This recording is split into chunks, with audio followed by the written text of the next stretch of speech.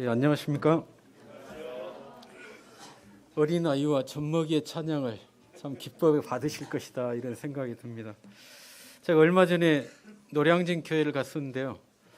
거기도 가는 날이 장날이라고 주일학교가 또 야유회를 간다고 해서 사람이 이렇게 빠져 있더라고요. 오늘은 노년부에서 야유회를 가시고 제가 가는 날마다 항상 장날이 되는 것 같습니다. 예, 이 귀한 자리에 별로 볼품없는 사람을 불러주셔서 참 감사합니다. 훌륭한 분들을 통해서 귀한 가르침을 받고 계시는데 또 제가 더 무엇을 교제할 수 있을까 하는 생각이 있습니다.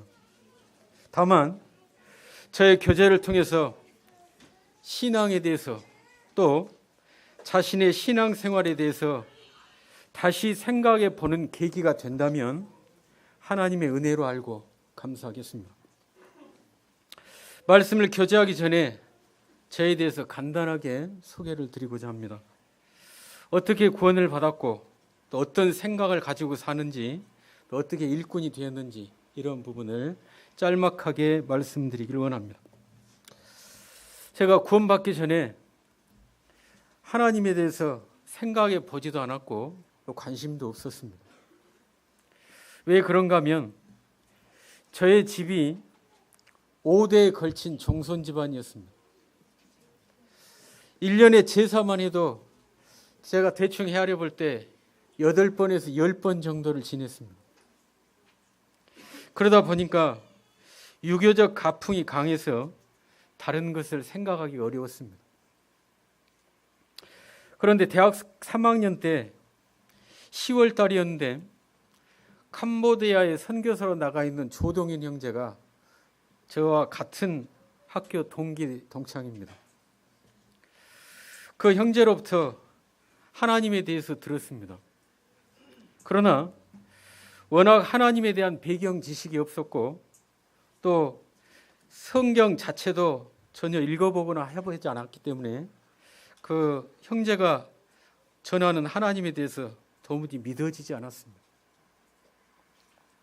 그런 중에 다른 모임에서 제가 다니던 학교의 강의실을 빌려가지고 성경 강연회를 가졌는데 화요일부터 토요일까지 강연회를 가졌습니다. 저녁 시간에요. 그 강연회에서 성경에 기록된 사실에 대해서 과학적 그리고 고고학적인 근거를 제시해서 성경이 사실이라고 하는 이런 그 메시지를 들려줬습니다. 그 강연에 참석하면서 성경이 하나님의 말씀이며 또 오류가 없는 진리인 것을 분명하게 깨닫게 되었습니다. 그리고 토요일 저녁에 복음을 듣는 중에 로마서 5장 8절 우리가 아직 죄인 됐을 때 그리스도께서 우리를 위하여 죽으심으로 하나님께서 우리에게 대한 자기의 사랑을 확증하셨느니라. 이 말씀을 듣고 참 마음이 녹아졌습니다. 그리고 참 믿음으로 받아들이고 구원을 받았습니다. 그런 후에 제가 다니던 학교에 커다란 호수가 있었는데 그 마지막 부분에 이제 복음 집회가 끝나고 나면 뭐 확신하는 사람 뭐 손들으라고 하지 않습니까? 제가 몇 번 가봐서 알기 때문에 이제 거기에 머무르지 않고 끝부분에 제가 미리 나와서 호숫가에 앉았는데 눈물이 하염없이 나왔습니다. 그리고 그 눈물을 흘리면서 제가 한 번도 하나님의 이름을 불러보거나 기도해 보지 못했는데 그때 처음으로 그분을 부르면서 이제 제 생이 주님으로 인해서 사는 것이고 덤으로 주어졌는데 제 생을 주님께 드리겠다고 이런 고백을 했습니다. 근데 그때 그것이 무슨 의미인지 왜 그렇게 했는지 생각지 못했는데 하여튼 제 생이 제 것이 아니라는 것 그것을 알고 이제 그분을 기쁘시게 하는 생에 드리기를 작정하는 이런 마음을 가졌습니다. 그런 뒤에 어떤 생각을 가지고 주님을 섬겨왔는가 이걸 잠깐 말씀드리면요. 두 사람의 영향을 크게 받았습니다. 한 분은 제 형님입니다. 제가 대학 다닐 때 제 형님이 교파교회 집사를 했습니다. 그런데 그 형님에게서 믿지 않는 사람과 그리고 믿는 사람의 다름을 전혀 느낄 수가 없었습니다. 심지어 어떤 경우도 있었냐면 그 형님이 나간 교회에서 청년부에서 야유회를 마석이라고 하는 지역으로 갔는데 그 제 형님이 참 훌륭한 분이어서 거기 가가지고 찬송을 부르면서 이렇게 하니까 거리타분하게 여기까지 나와가지고 무슨 찬송을 부르냐고 그냥 세상 노래 부르면서 재밌게 놀다 가자고 해가지고 분위기를 완전히 바꿔서 세상 노래 부르고 놀다고. 그리고 여전히 술을 먹고 담배를 피고 그 삶에서 전혀 한치도 달라지고 바뀐 것이 없었습니다.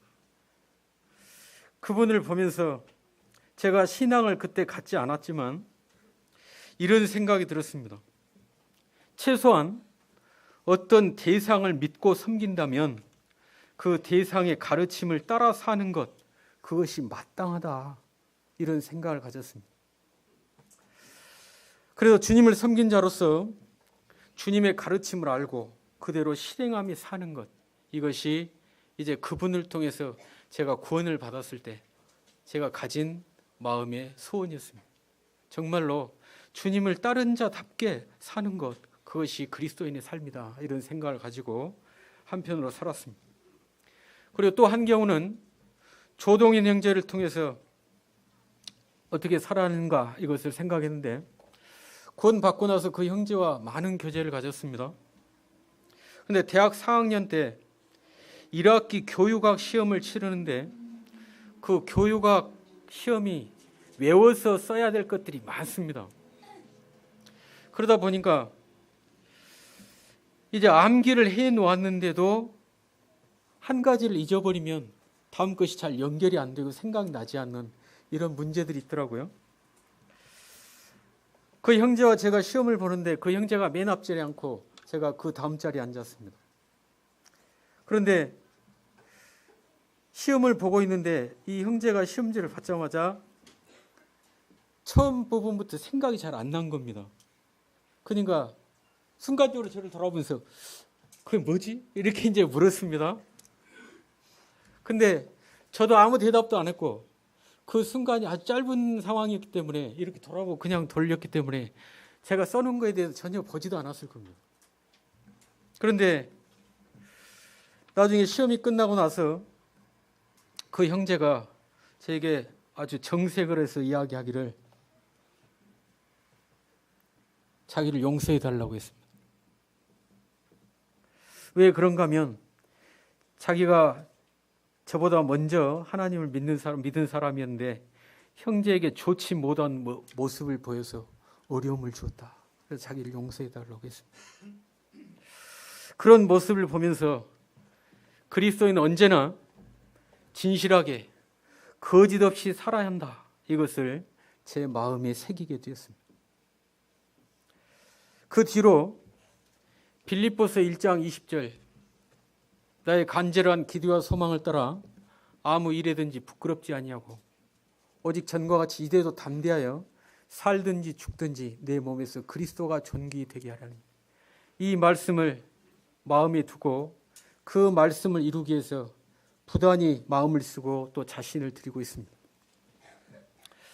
부르심에 대해서 잠깐 말씀드리면 순천에 있는 고등학교로 대학을 졸업하고 얼마 안 있어서 교사로 와달라고 하는 이야기를 듣고 가게 되었습니다. 그런데 교사를 하고 있는 중에 엉뚱한 오해를 받고 삶이 그때부터 곤두박질 치기 시작했습니다. 제가 그 세상을 개혁하거나 뭐 이런 것에 별로 관심이 없습니다. 왜냐하면 하나님 앞에서 제 자신을 들여서 복종시키고 개혁하는데도 늘 시간이 부족하다고 여기는 사람입니다. 그런데 교사 사회가 생각보다 엄청 개인주의적입니다. 자기들과 소통하고 취미가 같고 이런 사람들끼리 어울립니다. 그래서 술 먹고 하트 치는 사람들은 그런 사람끼리 어울리고, 또 무슨 테니스 좋아하는 사람들은 테니스 좋아하는 사람, 그리고 무슨 각자 난을 좋아해서 산으로 주말 되면 난 캐러 다니는 사람들은 또 그런 사람끼리 어울리고. 그런데 그런 사람들하고 이렇게 무슨 취미를 같이 하거나 하지 않으면 사람들 와서 말도 걸지 않는 겁니다. 그런데 참 혼자 가서 그 새로운 환경에 적응하는 게 사람들이 하나도 와서 말도 걸지 않고 너무 머쓱하더라고요. 근데 그런 중에서 어떤 분들이 와가지고 커피 한잔 하자고 하면서 말을 걸고, 이분들이 다른 사람들과 같이 다르게 상당히 친밀하게 대해줬습니다. 그러면서 서로 이야기도 하고 하는 중에 나중에 알고 보니까 그분들이 전교조 운동을 했던 사람들이더라고요. 근데 그 학교에서 전교조로 인해 가지고 그 한 몇 사람을 억지로 이렇게 내밀면서 그 학교가 완전히 난리가 난 이런 상황이 그 전에 있었습니다.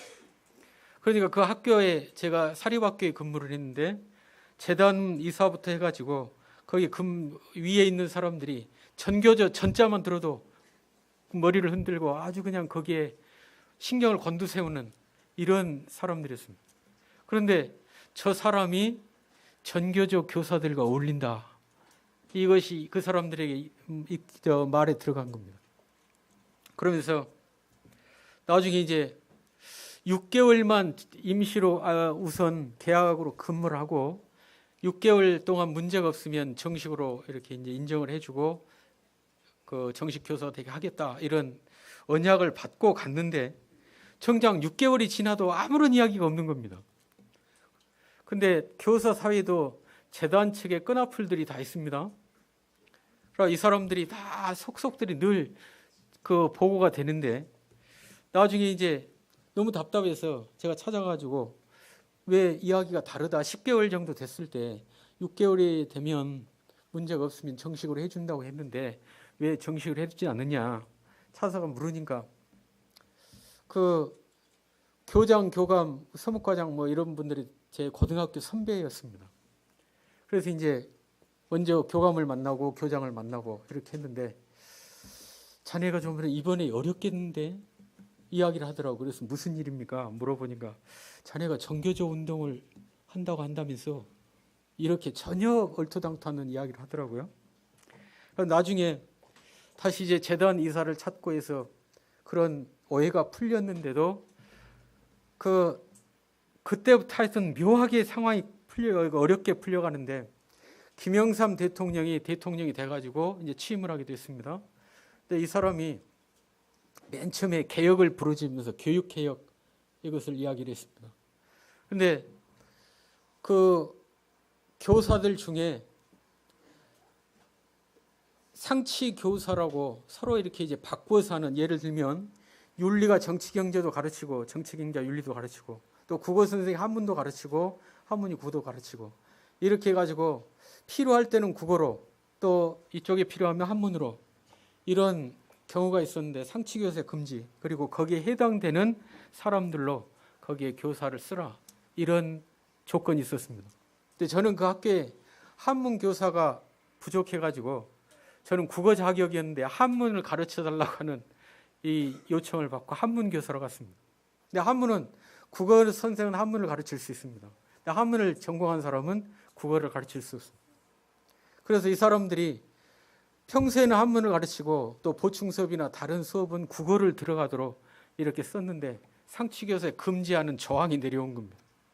그래가지고 정작 교사가로 임용이 돼야 될 때 이제 그게 딱 걸려가지고 임용이 안 되는 겁니다. 그러면서 나중에 전교조 그 퇴직됐던 사람들이 복직하는 운동이 일어났는데 그 일로 해가지고 이제 그 전에 문제 있었던 사람들이 다시 복직한다고 하는 이런 이야기가 도니까 빨리 빈자리를 채워야 된다 해가지고 임시 교사들은 그냥 나가게 하고 거기에 자격 가진 사람들을 채우는 것으로 이렇게 결론이 났습니다. 나중에 1년 한 8개월이 됐을 때 그 교장이 부르더니 자네가 자리를 비워줘야 되겠다 이렇게 이야기를 합니다.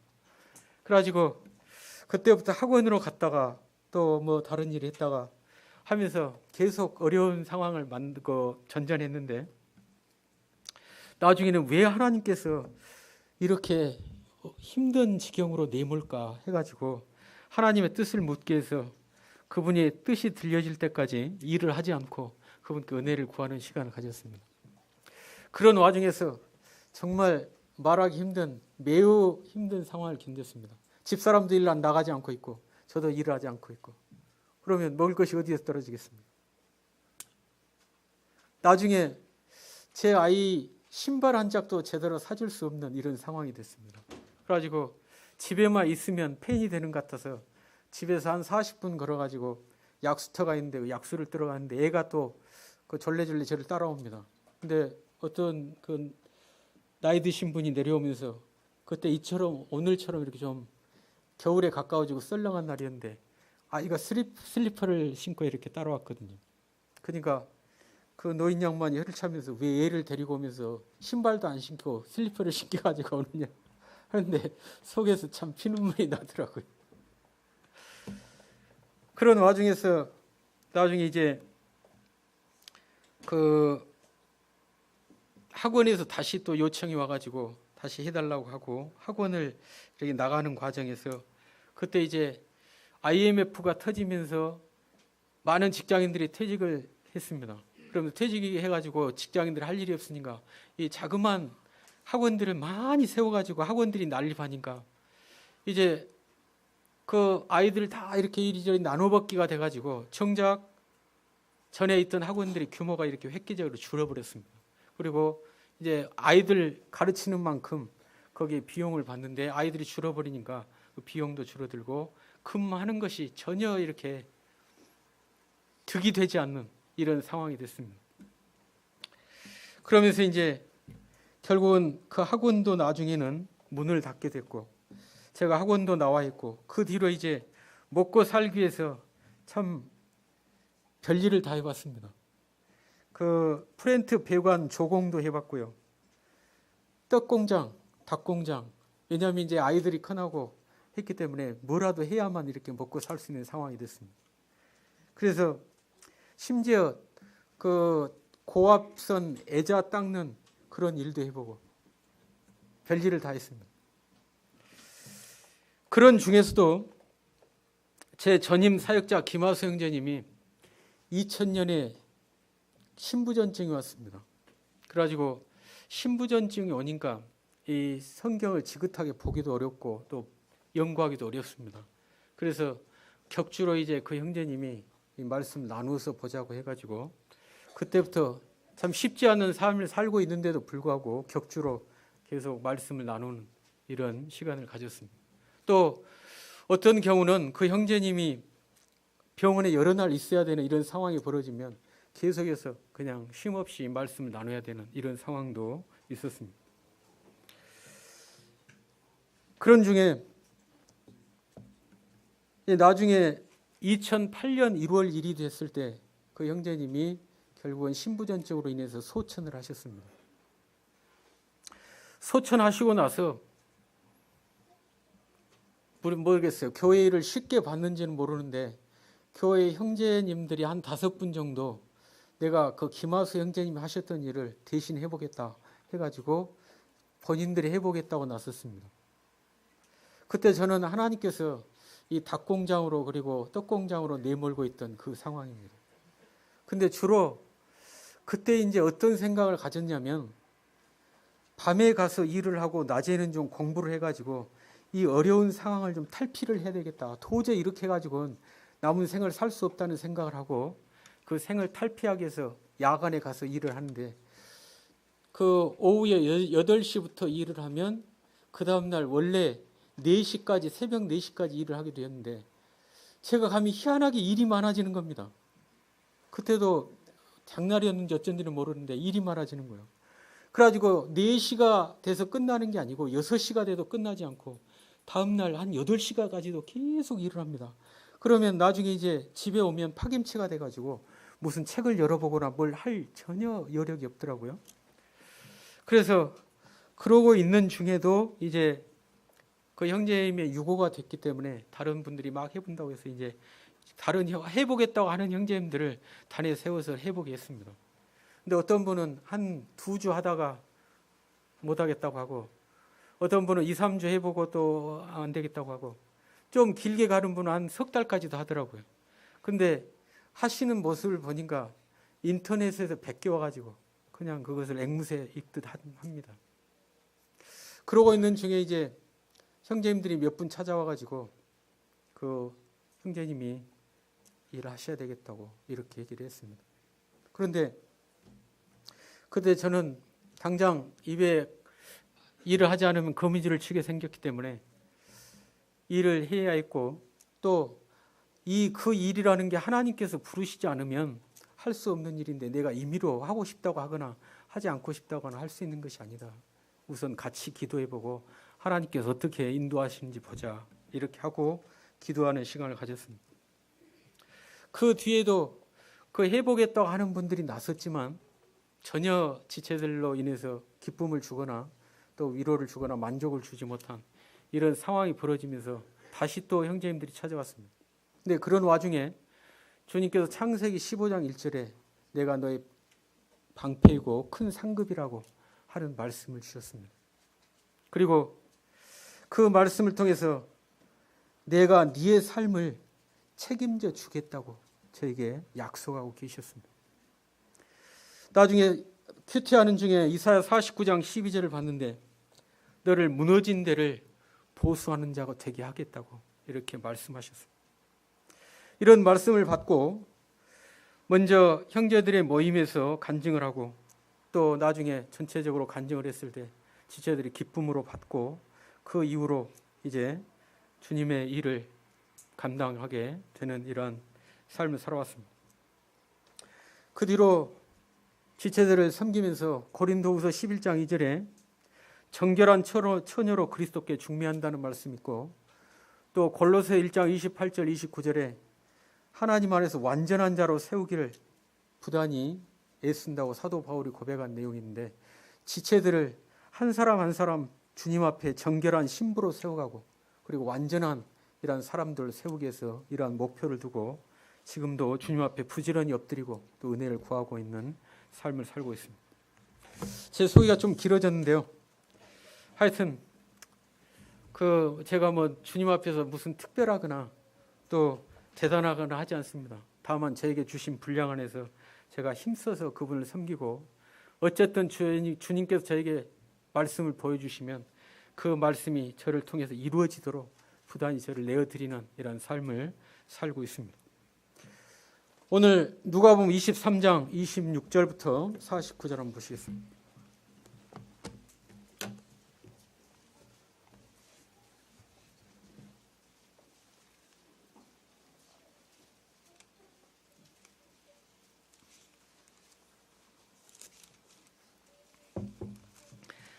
누가복음 23장 26절부터 49절입니다. 펴셨으면 제가 봉독해 드리겠습니다. 그들이 큰 소리로 재촉하여 십자가에 못 박기를 구하니 그들의 소리가 이긴지라. 이에 빌라도가 그들이 구하는 대로 하기를 언도하고 그들이 요구하는 자 곧 밀란과 살인으로 말미암아 옥에 갇힌 자를 놓아주고 예수는 넘겨주어 그들의 뜻대로 하게 하니라. 그들이 예수를 끌고 갈 때 시몬이라는 구레네 사람이 시골에서 오는 것을 붙들어 그에게 십자가를 지어 예수를 따르게 하더라. 제가 26절부터 읽었는데 앞에 부분을 읽었네요. 또 백성과 및 그를 위하여 가슴을 치며 슬피 우는 여자의 큰 무리가 따라오는지라. 예수께서 돌이켜 그들을 향하여 이르시되 예루살렘의 딸들아, 나를 위하여 울지 말고 너희와 너희 자녀를 위하여 울라. 보라, 날이 이르면 사람이 말하기를 잉태하지 못하는 이와 해산하지 못한 배와 먹이지 못한 젖이 복이 있다 하리라. 그때 사람이 산들을 대하여 우리 위에 무너지라며 작은 산들을 대하여 우리를 덮으라 하리라. 푸른 나무에도 이같이 하거든 마른 나무에는 어떻게 되리요 하시니라. 또 다른 두 행악자도 사형을 받게 되어 예수와 함께 끌려가니라. 해골이라는 곳에 이르러 거기서 예수를 십자가에 못 박고 두 행악자도 그렇게 하니 하나는 우편에 하나는 좌편에 있더라. 이에 예수께서 이르시되 아버지, 저들을 사하여 주옵소서. 자기들이 하는 것을 알지 못함이니이다 하시더라. 그들이 그의 옷을 나누어 제비 뽑을세. 백성을 서서 구경하는데 관리들은 비웃어 이르되 저가 남을 구원하였으니 만일 하나님이 택하신 자 그리스도이면 자신도 구원할지어다 하고, 군인들도 희롱하면서 나와 신포도주를 주며 이르되 네가 만일 유대인의 왕이면 네가 너를 구원하라 하더라. 그의 위에 이는 유대인의 왕이라 쓴 패가 있더라. 달린 행악자 중 하나는 비방하여 이르되 네가 그리스도가 아니냐, 너와 우리를 구원하라 하되, 하나는 그 사람을 꾸짖어 이르되 네가 동일한 정죄를 받고서도 하나님을 두려워하지 아니하느냐. 우리는 우리가 행한 일에 상당한 보응을 받는 것이니 이에 당연하거니와 이 사람이 행한 것은 옳지 않은 것이 없느니라고 이르되 예수여 당신의 나라 임하실 때 나를 기억하소서하니 예수께서 이르시되 내가 진실로 네게 이르노니 오늘 네가 나와 함께 낙원에 있으리라 하시니라. 때가 6시쯤 되어 해가 빛을 잃고 온 땅에 어둠이 임하여 제9시까지 계속하며 성소의 휘장이 한가운데가 찢어지더라. 예수께서 큰 소리로 불러 이르시되 아버지 내 영혼을 아버지 손에 부탁하나이다 하고 이 말씀을 하신 후 숨지시니라. 백부장이 그 된 일을 보고 하나님께 영광을 돌려 이르되 이 사람은 정녕 의인이었다 하고 이를 구경하러 모인 무리도 그 된 일을 보고 다 가슴을 치며 돌아가고 예수를 아는 자들과 갈릴리로부터 따라온 여자들도 다 멀리 서서 이 일을 보더라. 나눌 제목은 신앙의 최고 경지입니다. 신앙의 최고 경지.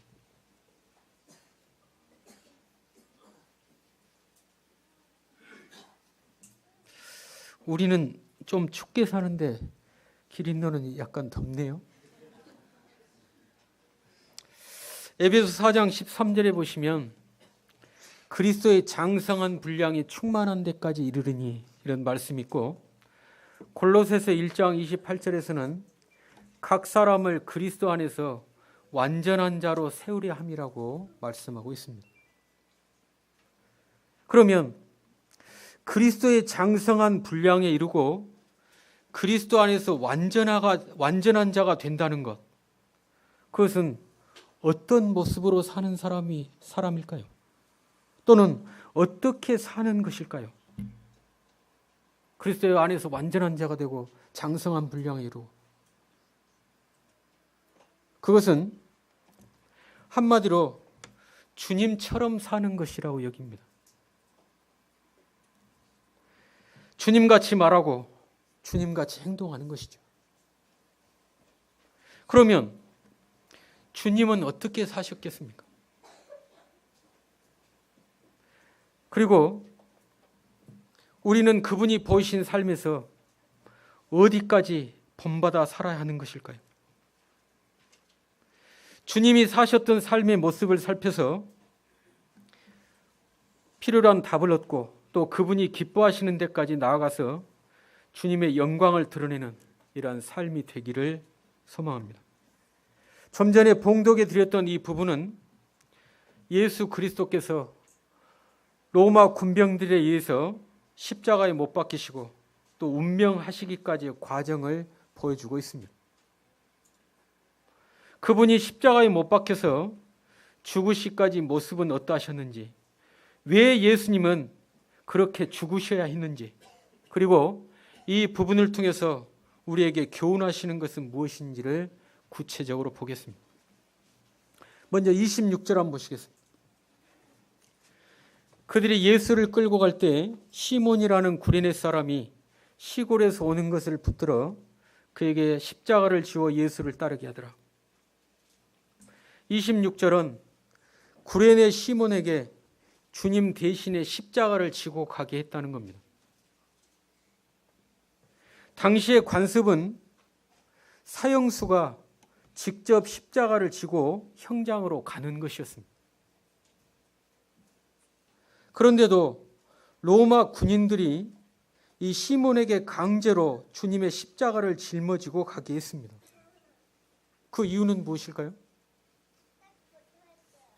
두 가지 이유가 있는데, 하나는 예수님께서 밤새껏 신문을 당해서 아주 기진맥진한 상태였다는 겁니다. 또 한 경우는 일반적으로 십자가형을 가할 때 멀쩡한 사람을 십자가에 손발에다 못을 박고 묶어놓으면 쉽게 죽지 않는다고 합니다. 길게는 3, 4일도 간다는 거예요. 그래서 그 십자가에 달린 사람이 일찍 죽게 하려고 그 먼저 매질을 하고 채찍질을 하는데 거의 초죽음이 되도록 때린다는 것입니다. 예수님도 로마 군병들에 의해서 엄청난 채찍질을 당하고 많은 피를 흘리셔서 제대로 십자가를 짊어지고 갈 힘이 없는 것입니다. 그래서 자꾸 십자가를 짊어지고 가시면서 넘어지고 쓰러지고 하니까 시간이 지체되니까 이제 로마 군병들이 그 구레네 사람 시몬을 붙들어 가지고 네가 치고 가라고 해서 억지로 치고 가게 한 것입니다. 십자가를 짊어지고 갈 힘도 없을 정도로 이분은 너무나 지쳐 있는, 그리고 기진맥진해 있는 상태인 것이죠. 27절부터 31절 한번 보시겠습니다. 또 백성과 그를 위하여 가슴을 치며 슬피 우는 여자의 큰 무리가 따라오는지라. 예수께서 돌이켜 그들을 향하여 이르시되 예루살렘의 딸들아, 나를 위하여 울지 말고 너희와 너희 자녀를 위하여 울라. 보라, 날이 이르면 사람이 말하기를 잉태하지 못하는 이와 해산하지 못하는 배와 먹이지 못한 젖이 복이 있다리라. 그때 사람이 산들을 대하여 우리의 무너지려 하며 작은 산들을 대하여 우리를 덮으라 하리라. 푸른 나무에도 이같이 하거든 마른 나무에는 어떻게 하리요 하시더라.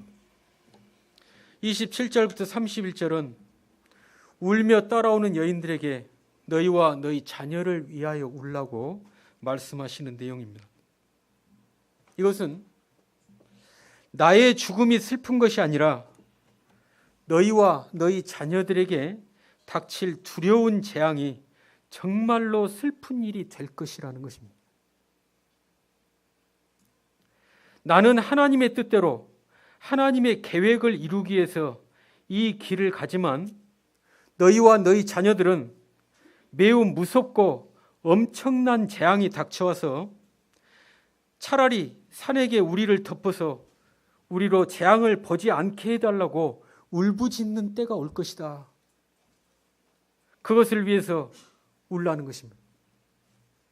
실제로 AD 70년에 로마의 티토 장군에 의해서 예루살렘이 초토화가 됐는데 그 유대인들은 전쟁을 하다가 조금 힘들 것 같으면 뒤로 도망가고 이런 법이 없습니다.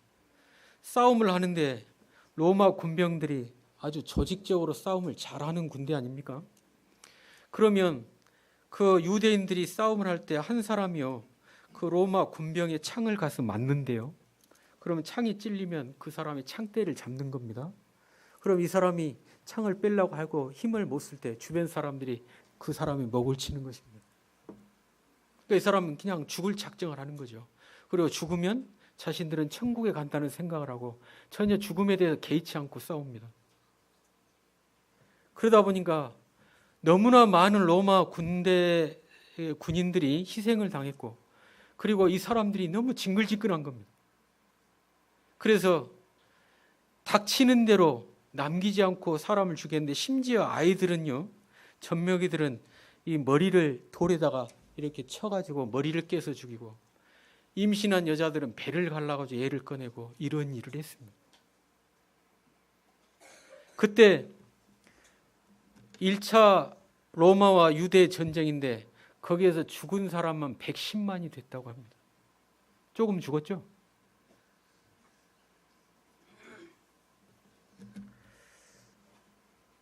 그래서 그뿐만 아니고 계속 2차, 3차 유대 전쟁이 벌어지는데 나중에는 그 유대인들이 계속해서 예루살렘이 남아있는 한은 이 독립전쟁을 벌이니까 예루살렘 유대인들을 출입 금지를 시키고 들어오면 무조건 잡아서 죽여버리는 이런 일을 행했습니다. 그리고 예루살렘이란 이름도 없애버리고 로마식으로 해서 이름도 바꾸고 새로운 도시를 건설해버리는 이런 일까지 했습니다. 그래서 그뿐만 아니고 계속해서 재앙이 닥칠 것인데 그 엄청난 재앙으로 인해서 정말로 고통하고 울부짖어야 될 때가 올 것이라고 주님은 말씀하십니다. 주님은 현재 상태가 자신을 지탱하고 서 있기도 힘든 그런 상황입니다. 그런데 자신을 뒤따라오는 그 사람들을 자신을 돌아보지도 않고 그들을 동정하시고 그리고 불쌍히 여기고 있습니다. 32절 33절 한번 보시겠습니다. 또 다른 두 행악자도 사형을 받게 되어 예수와 함께 끌려가니라.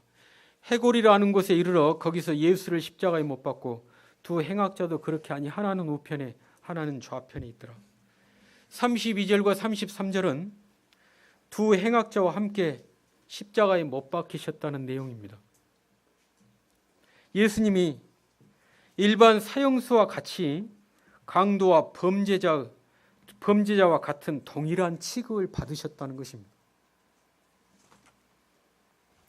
이사야 53장 12절이나 누가복음 22장 37절에는 범죄자 중 하나로 그리고 불법의 동류로 헤아림을 받았다 하는 내용이 나와 있습니다. 그런 말씀을 여기에서 그대로 이루고 계시는 것입니다. 그분의 말씀은 1.1핵도 빗나가는 법이 없습니다. 한 번 하신 말씀은 반드시 그대로 이루신다는 거죠. 여기서도 그런 사실을 확실하게 보여주고 있습니다. 34절 한번 보시겠습니다. 예수께서 이르시되 아버지 저들을 사하여 주옵소서 자기들이 하는 것을 알지 못함이니이다 하시더라. 그들이 그의 옷을 나누어 제비 뽑을세. 34절은 예수님께서 자신을 죽이고자 하는 무리를 위해서 기도하시는 내용입니다. 자신을 이방인에게 넘겨서 죽이도록 한 사람들, 또 자신을 채찍질하고 십자가에 못 박은 그 사람들을 용서해 달라고 구하고 있습니다. 지금 예수님은 십자가에 못 박히셔서 숨을 쉬기도 어려울 정도로 대단히 고통스럽고 힘든 상황입니다. 패션 오브 크라이스트 영화 보셨죠? 거기에 보시면 못을 여기 손바닥에다 박지 않고 여기다가 박습니다. 실제로 그렇다고 합니다. 왜냐하면 여기다가 박아놓으면 이렇게 갖고 체중이 밑으로 쏠리면서 찢어져 나간다는 거죠. 그러니까 이 뼈에 걸려가지고 빠져나가지 않도록 여기 손목에다가 못을 박습니다. 그리고 발목에도 그렇게 못을 박았습니다. 근데 의사들의 소견에 의하면 사람을 못을 박아놓고 이렇게 매달아 놓으면 이 사람 몸 안에 이제 복수가 차오면서 숨쉬기가 매우 힘들어진다고 합니다. 그래서 숨도 저절로 헐떡거려지고 입을 다물 수가 없기 때문에 나중에 혀가 이천장에 붙었다 이런 말씀을 하고 있잖아요. 그래서 숨도 쉬기 어려운 정말로 힘겨운 상황입니다. 그런데도 예수님은 보통 사람 같으면 아마 정신이 가물가물한 이런 상태가 될 것입니다. 그런데 그 주님은 자신을 죽음에 넘겨준 원수들을 생각하고 아버지 하나님께 용서를 구하고 있습니다. 이건 보통 사람으로는 도무지 할 수 없는 일인 것이죠. 이것은요, 자신을 초월한 용서와 사랑을 나타내고 있는 것입니다. 왜 그런가 하면 그분은 하나님이셨고 만물의 주인이셨습니다. 요한복음 1장 2절 3절에 그가 태초에 하나님과 함께 계셨고 만물이 그로 말미암아 지은 바 되었으니 지은 것이 하나도 그가 없이는 된 것이 없느니라. 그리고 골로새서 1장 28절, 골로새 1장 16절 17절에도 만물이 그에게 창조되다 하늘과 땅에서 보이는 것들과 보이지 않는 것들과 혹은 보좌들이나 주관들이나 정사들이나 권세들이나 쭉 나오죠. 그래서 만물을 그분이 다 창조하셨다는 겁니다. 그분이 만물의 주인이셨습니다. 그리고 또 한 가지는 마태복음 8장 26절에 바람과 바다를 꾸짖으신데 바람과 바다가 잔잔하게 되었습니다. 그러죠? 그리고 요한복음 18장 6절에 보시면 그 성전을 지키는 군병들이 예수님을 잡으러 이 몽둥이를 들고 왔습니다. 그랬을 때 그 예수님이 누구냐고 물으니까 네로라 하니까 어떻게 됐습니까? 잡으러 온 사람들이 저만큼 가가지고 엎어졌습니다. 이분의 말씀에 능력이 있어서 내가 그다 이렇게 말씀하는데도 불구하고 사람들이 가서 땅에 엎드려졌어요. 말씀 한마디로 모든 군대나 조롱하는 사람들을 능히 쓰러뜨리고 능히 없이 하실 수 있는 분이셨습니다. 또 한 경우는 마태복음 26장 53절에 내가 12군단도 더 되는 천사들을 불러서 이것을 막을 수 없었겠느냐고 예수님께서 말씀하십니다. 12군단 얼마쯤 된 줄 아십니까? 로마의 편제가 자꾸 달라졌는데 그때 레기온 또는 영이라고 했습니다. 우리 표현을 하면 군단인데 일반적으로 6,000명 정도가 한 군단을 이루었습니다. 그런데 유대 땅을 지키기 위해서 로마의 군단을 일반적으로 한 2군단 정도를 보내가지고 지켰습니다. 그런데 12군단을 불러온다. 그럼 2군단은 잽이 안 되는 것이죠. 그래서 12군단도 더 되는 천사들을 불러와서 이 모든 상황을 완전히 다 뒤엎을 수도 있다. 그런데도 권세나 능력, 그 모든 것을 일체 사용하시지 않았다는 것입니다. 그러면서 모든 모욕, 수치를 받아들이셨습니다. 그리고 극한 고통을 감내하셨다는 것입니다. 도리어 그런 와중에서 저들을 용서해 달라고 기도하고 있습니다. 이것은 자신의 모든 것을 비우고 자신을 넘어서서 용서와 사랑을 나타내고 계시는 것입니다. 35절부터 37절 한번 보시겠습니다. 백성은 서서 구경하는데 관리들은 비웃어 이르되 저가 남을 구원하였으니 만일 하나님이 택하신 자 그리스도이면 자신도 구원할지어다 하고 군인들도 희롱하면서 나와 신포도주를 주며 이르되 네가 만일 유대인의 왕이면 네가 너를 구원하라 하더라. 35절부터 37절은 백성들, 관리들 그리고 군인들이 예수님을 비웃고 희롱하고 있는 내용입니다. 구원자를 십자가에 못 박아 죽이면서도 비웃고 희롱하기를 마지 않고 있습니다. 이것을 통해서 두 가지 사실을 생각할 수 있습니다. 하나는 사람이 무지하면 얼마나 담대해질 수 있는가. 이들이 예수님께서 세상의 구원자로 오신 분임을 알지 못하기 때문에 그분이 하나님인지를 알지 못하기 때문에 이런 일을 하고 있다는 것이죠.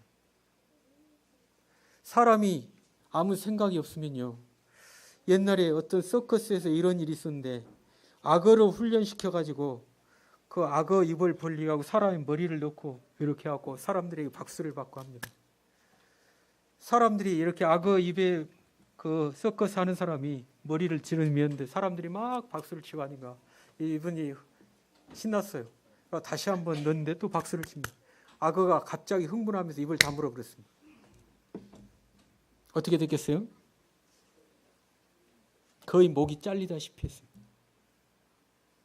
사람들이 아무 생각이 없어지면 거기다 넣고도 두려워할 줄을 모른다는 거죠. 자신들이 죽은 후에 어떻게 될 줄 알지 못하니까 또 저분을 그렇게 대우하면 어떻게 될 줄을 생각지 못하니까 그 앞에서 조롱하고 희롱하고 비웃고 이렇게 하는 것이죠.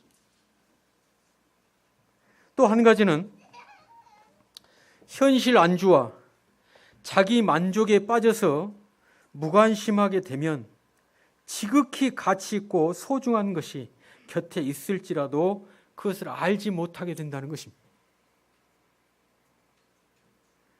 주님을 조롱하는 그들도 그분에 대해서 틀림없이 듣거나 보았을 것입니다. 그런데 자기들이 현재 하고 있는 그 종교 생활에 만족하고 있기 때문에 안주하고 있기 때문에 새로운 것을 추구하거나 또는 정말 그분이 메시아인가를 알아보려고 하지 않는 것입니다. 그래서 그분에 대해서 분명하게 알고자 하지 않으므로 구원자가 오셨고 그분이 옆에 있음에도 불구하고 그들은 그분을 알아보지 못했고 영벌에 떨어졌다는 것입니다. 우리도 주님이 아닌 다른 것들로 눈이 가려지면 고통과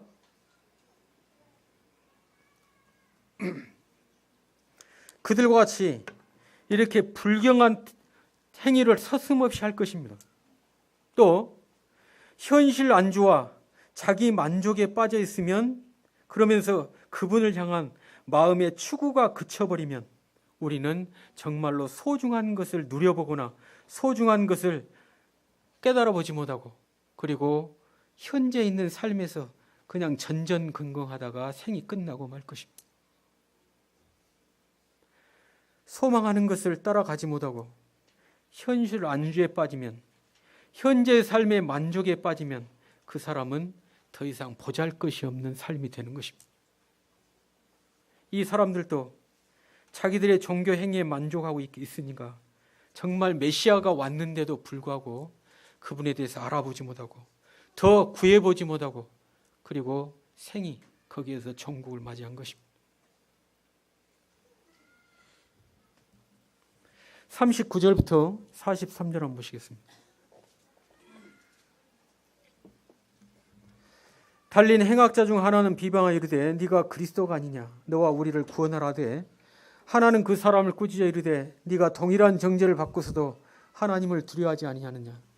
우리는 우리가 행한 일에 상당한 보응을 받는 것이니 이에 당연하거니와 이 사람이 행한 것은 옳지 않은 것이 없느니라고 이르되, 예수여 당신의 나라에 임하실 때 나를 기억하소서 하니, 예수께서 이르시되 내가 진실로 네게 이르노니 오늘 네가 나와 함께 낙원에 있으리라 하시니라. 39절부터 43절은 한쪽 강도를 구원하시고 있는 내용입니다. 주께서 생명이 경각에 달린 그 상황입니다.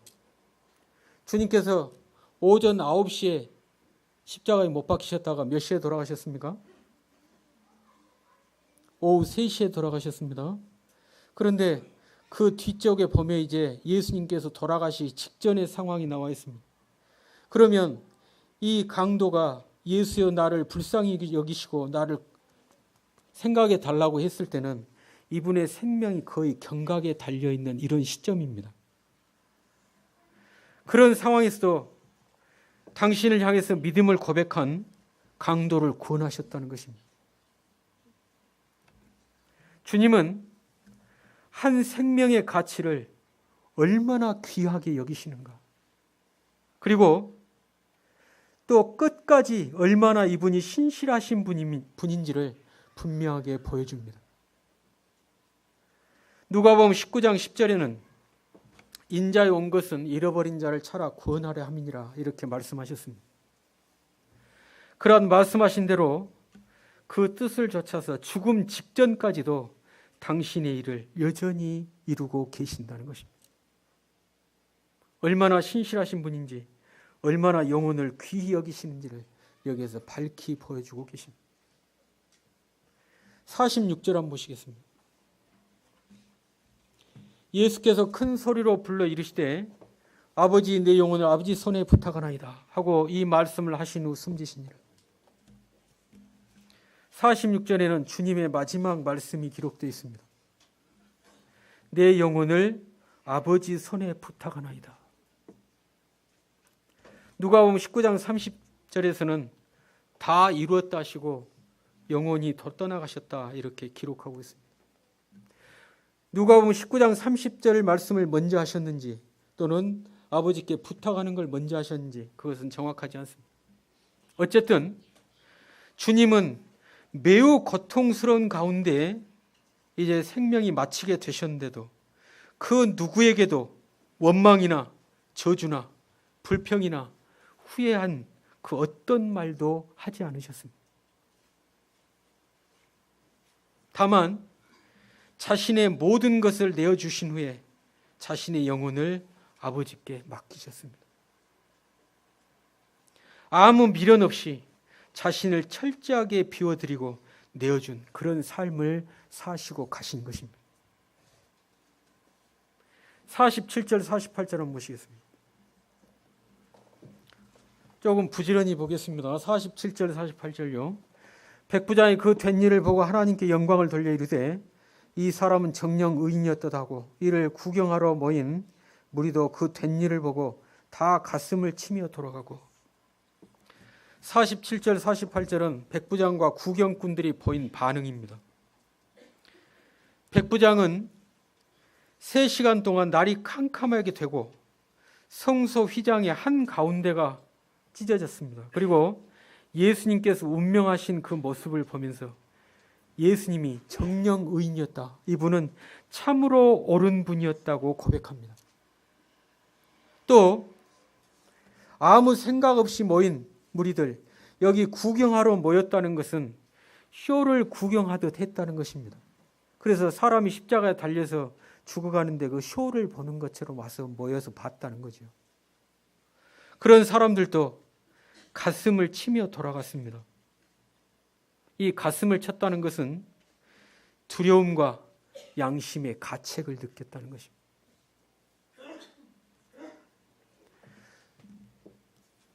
주님께서 십자가에서 보이신 그 사랑이 믿지 않는 사람들의 심령을 울린 것입니다. 그냥 보고 아무 일도 없었던 것처럼 그렇게 돌아갈 수가 없었던 것이죠. 우리도 그 사랑, 그 행하심에 마음이 녹아져서 지금 그분 앞에 와서 나와 있고 그분께 무릎 꿇고 그리고 그분께 영광을 돌리고 또 그 은혜를 받은 것입니다. 그러죠? 이 부분을 잠깐 정리해서 말씀을 드리겠습니다. 예수님은 하나님이셨습니다. 말씀 한마디로 모든 것을 하실 수 있는 분이었습니다. 또 천사들을 불러서 모든 형편을 순식간에 바꾸실 수도 있었습니다. 그러나 예수님께서는 그 어떤 것도 사용하지 않으셨습니다. 도리어 자신을 철저히 낮추셨고 그리고 약하고 무기력하게 되셔서 힘없는 인간으로 죽으셨습니다. 그러면서도 자신을 위해서 우는 자들을 동정하시고 자신을 죽음에 넘긴 자들을 위해서 용서를 구하는 기도를 하셨습니다. 또 생명이 경각에 달린 그 상황에서도 구원하는 일을 하시고 아무 불평, 아무 원망, 저주, 후회하는 말씀이 없이 아버지께로 돌아가셨습니다. 그렇게 하신 이유는 하나님의 뜻을 이루기 위함이었습니다. 곧 인류 구원과 하나님의 공의를 성취하시기 위함이었다는 것입니다. 그 뜻을 이루시기 위해서 완전한 사람으로 자신을 내어주지 않으면 안 되었습니다. 그 때문에 당신의 지위, 권능, 영광 그 모든 것을 내려놓고 철저히 연약한 인간의 모습으로 지극히 낮아지셨던 것입니다. 그리고 자신의 전부를 내어주셨습니다. 그리하여 하나님의 뜻을 온전히 성취하셔서 모든 인간의 구원의 길을 열어놓으신 것입니다. 이같이 하나님의 뜻을 성취하고 그분의 영광을 드러내려면 자신을 철저히 비우고 내어 주어야 한다는 것입니다. 그것이 신앙의 최고의 경지라는 것이죠. 그러면 우리는 어떻게 주님의 길을 따를 수 있을까요? 어떻게 우리도 신앙의 최고의 경지에 이를 수 있겠습니까? 그것은 우리도 우리 자신을 철저히 죽은 자로 여기고 온전히 비워서 내어주는 것입니다. 어떻게 하는 것인지 두세 가지 예화를 드리겠습니다. 순천에서 가까운 여수에 가면 손양원 목사 기념관이 있습니다. 이 사람이 어떤 사람이냐면 원래 경상남도 밀양 출신인데요. 나중에 목사 수업을 받고 여수로 발령을 받아서 왔습니다. 그리고 여수 애양원이라고 하는 것에 근무를 했는데 그 아들 둘을 동인과 동신이라고 아들이 있었는데 여순 반란 사건이 일어나면서 좌익단체 소속인 안재선이라는 사람이 끌고 가서 2명을 죽여버렸습니다. 그런데 그 안재선이라는 사람을 용서하고 손재선이라고 성을 바꾸고 자신의 양아들로 삼았습니다. 그리고 6.25 동란이 터졌는데 많은 분들이 여기 남아있으면 생명을 부지하기 어려울 것이라고 빨리 피란해야 한다고 이야기를 했습니다. 그런데 그 애양원이 주로 나병 환자들을 모아가지고 돌보는 병원이었습니다.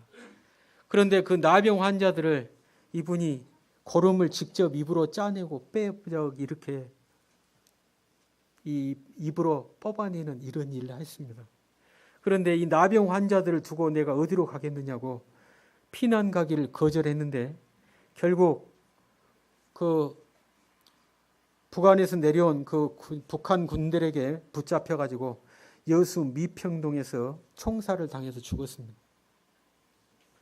그분의 기념관이 세워져 있고 많은 분들이 기독교 성지처럼 여기면서 와서 돌아보고 가는데 이분의 행적을 본 사람들이 마음의 도전을 받고 내가 어떻게 살아야 될 것인가 지금도 끊임없이 이분을 통해서 이 새롭게 마음을 다지고 가는 이러한 곳이 되고 있습니다. 그리고 그러한 도전을 주고 있는 분이 되었습니다.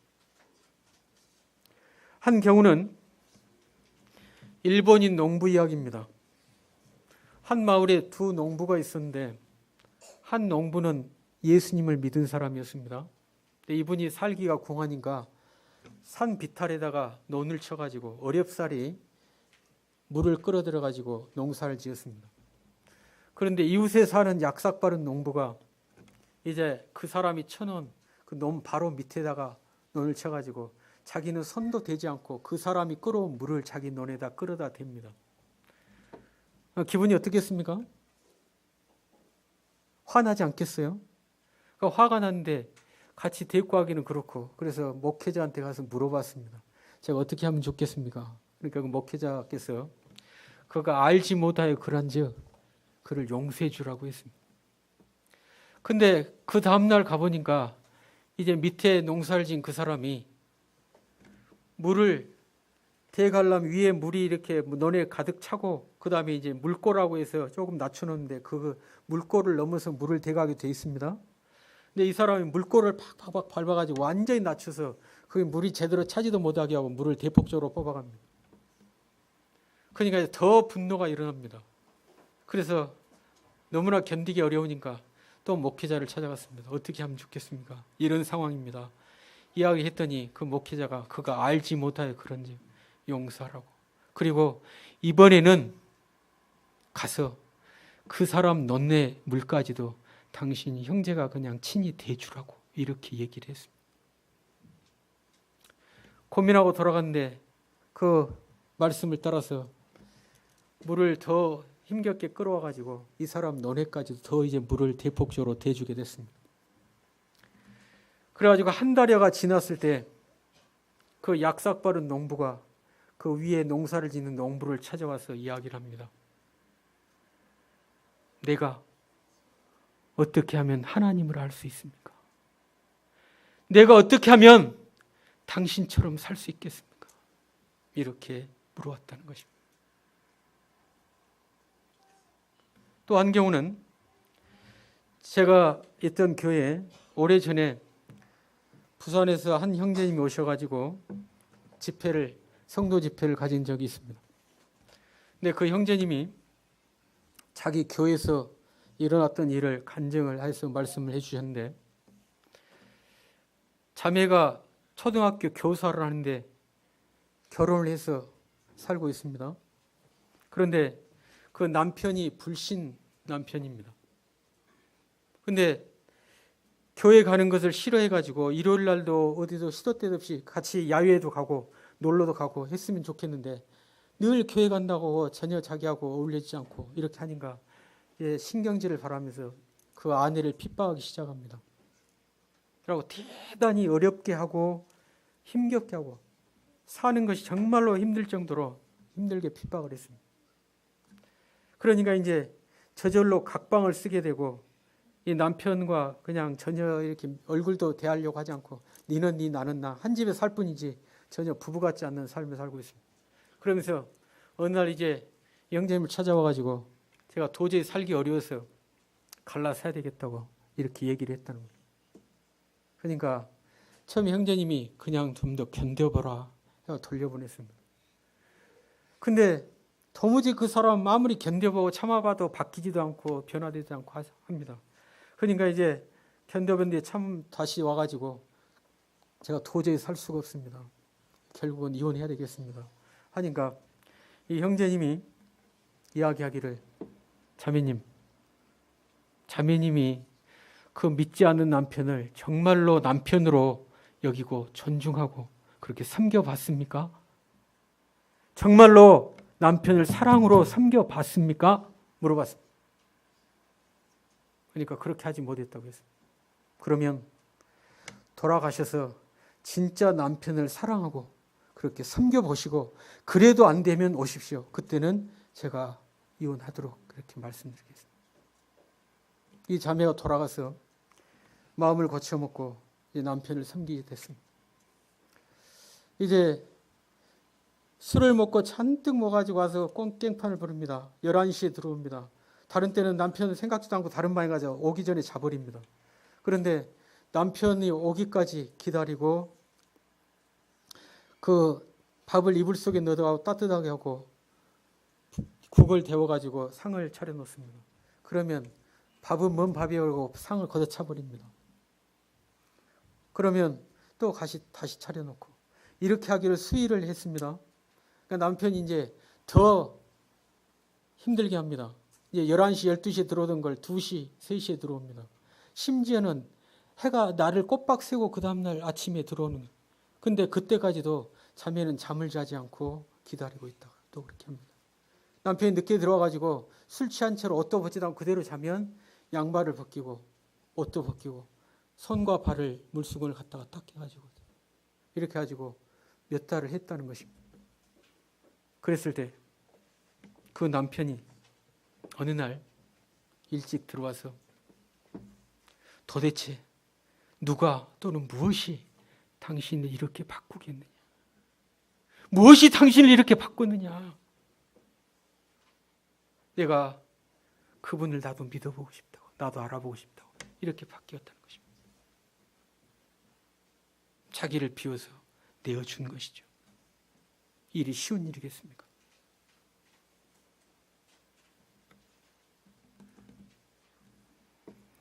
그렇게 사는 것이 마태복음 5장 39절부터 42절에 오른뺨을 치면 왼뺨도 돌려대고 속옷을 갖고자 하면 겉옷도 벗어주고 누가 오리를 가자고 하면 심리를 함께하고 이렇게 사는 것이죠. 자기를 넘어서는 자기를 비워서 드리는 이런 삶을 살 때 주께서 밝히 드러나시고 그분이 존귀와 영광을 받으신다는 것입니다. 그리고 거기에 주님의 역사가 나타난다는 것이죠. 마무리하겠습니다. 시간이 좀 길어져서 죄송합니다. 이제 마무리하겠습니다. 주께서 이 땅에 계셨을 때 생의 마지막 부분을 살폈습니다. 그분은 하나님의 뜻을 이루시기 위해서 자신을 철저히 비워서 십자가에 내어주시는 희생을 하셨습니다. 그 일로 인류 구원의 길을 여셔서 수많은 생명을 살리셨고 그리고 가장 높은 곳에 오르셔서 경배를 받으십니다. 이제 주님은 우리로 하여금 당신의 길을 따라오라고 말씀하고 있습니다. 요한복음 12장 26절 한번 보시겠습니다.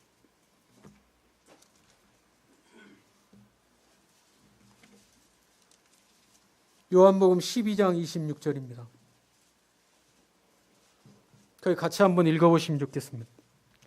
시작. 사람이 나를 섬기려면 나를 따르라. 나 있는 곳에 나를 섬기는 자도 거기 있으리니 사람이 나를 섬기면 내 아버지께서 그를 귀히 여기시리라. 사람이 나를 섬기려면 나를 따르라고요. 나처럼 나의 길을 따라오라는 것입니다. 그 길은 자신을 철저히 비워서 내어주는 것입니다. 그것이 우리가 도달할 수 있는 신앙의 최고의 경지라는 것입니다. 그렇게 자신을 내어드릴 때 사람들이 우리에게서 하나님의 사심을 볼 것입니다. 사람들이 하나님을 향해서 돌아서고 변화되고 하나님께서 영광을 받으실 것입니다.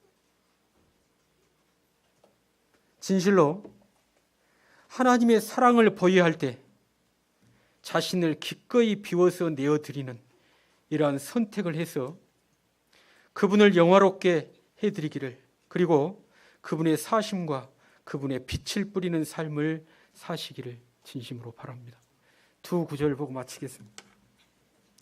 두 부분입니다. 빌립보서 2장 5절부터 8절입니다.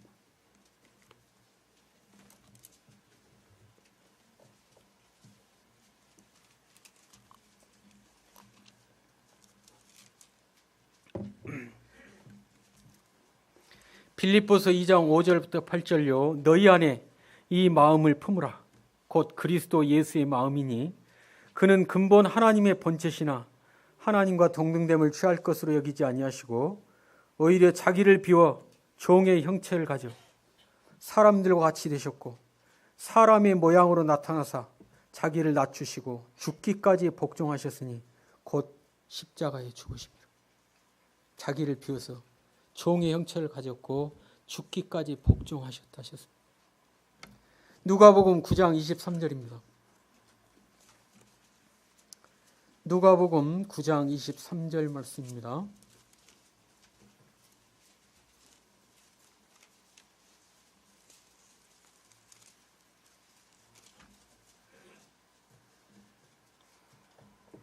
거의 같이 한번 읽어보시면 좋겠습니다. 누가복음 9장 23절 시작. 또 무리에게 이르시되 아무든지 나를 따라오려거든 자기를 부인하고 날마다 제 십자가를 지고 나를 좇을 것이니라. 나를 따르려면 제 십자가를 지고 나를 좇으라. 자기를 죽은 자로 여기고 그리고 나를 따라오라는 것입니다. 그 삶에서 그리스도가 드러나고 영광을 받으실 것입니다. 그리고 그 삶 속에 있는 사람을 당신의 영광 가운데 끌어들이게 들이실 것입니다. 이러한 영광 가운데 우리 모두가 나아가게 되시기를 진심으로 바랍니다. 고맙습니다.